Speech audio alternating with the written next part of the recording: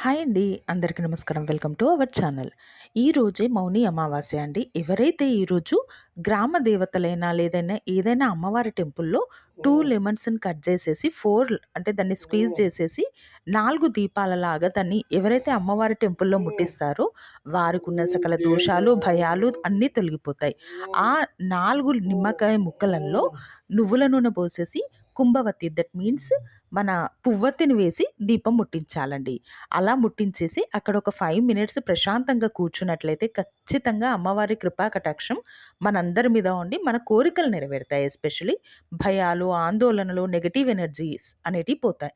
ఈరోజు మీకు కుదిరితే మాత్రం ఖచ్చితంగా నదీ స్నానాలు, లేకపోతే సముద్ర స్నానాలు, ఈ మన ఊరి చివరన చెరువులు ఉంటాయి గదా! అలాంటి స్నానాలు చేయడం వల్ల ఎన్నో సంవత్సరాలు, ఎన్నెన్నో సంవత్సరాల నుంచి ఉన్న పీడ అనేది పోతుంది. ఇలా